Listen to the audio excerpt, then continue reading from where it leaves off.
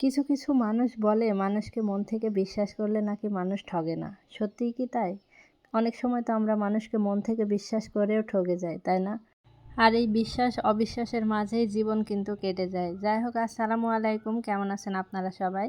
তো গতকাল রাত্রে গিয়েছিলাম মাহিরের বাবার সাথে একটু গাংনী বাজারে। কিছুদিন আগেই কিন্তু ঈদের কেনাকাটা করা হয়েছে, তারপরেও বাজারে গিয়ে মাহিরের বাবা আমাকে একটা থ্রি পিস কিনে দিল। তো আমরা শৌখিন বস্ত্রালয় থেকে একটা সুন্দর থ্রি পিস নিয়ে চলে এসেছি। ভাইয়াদের দোকানে কিন্তু অনেক সুন্দর সুন্দর কালেকশন আছে, আপনারা গেলে পেয়ে যাবেন।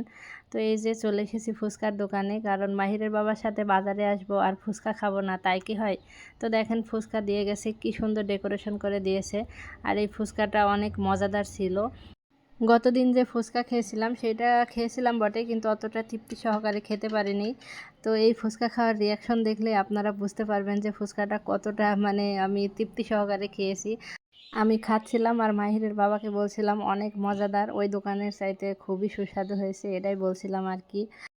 তো আমার এইভাবে ফুচকা খাওয়া দেখে আপনারা আবার আমাকে কেউ রাক্ষস ভাববেন না। আজকে আমি আপনাদের সাথে একটা মজার ঘটনা শেয়ার করি। আমি যখন প্রথমবার ঢাকায় যাই, তো ঢাকায় যাওয়ার পরে মাহিরের বাবা আমাকে যমুনা ফিউচার পার্কে ঘুরতে নিয়ে গেছিল। তো ওইখানে নিয়ে গেছে। তখন সব ঘোরাঘুরি শেষে পরে আমাকে ভিআইপি রেস্টুরেন্টে নিয়ে গেছে, গিয়ে বললে যে কী খাবা বলো। তো ওইখানে বসার পরে আমি বলতেছি আমি ফুচকা খাবো। তো মাহিরের বাবা আমাকে বলছে তুমি কি ফুচকা ছাড়া আর কিছু চেনো না? এইখানে এসছো অন্য কিছু খাও। পরে আমি তো ফুচকাই খুঁজছিলাম, পরে বলছে ফুচকা বাইরে নিয়ে যেয়ে খাওয়াবো, এখানে অন্য কিছু খাও। পরে ও জোর করে আমাকে একটা পিৎজা খাইয়ে তারপরে বাসায় আনছিল। তো এই যে ছেলের জন্য নিয়ে নিলাম ক্ষীর দই, তারপরে বাসায় চলে আসলাম। ভিডিওটি কেমন লেগেছে অবশ্যই কমেন্টস করে জানাবেন, ভালো লাগলে লাইক কমেন্ট শেয়ার করবেন। সবাই সুস্থ থাকুন, ভালো থাকুন, আল্লাহ হাফেজ, আসসালামু আলাইকুম।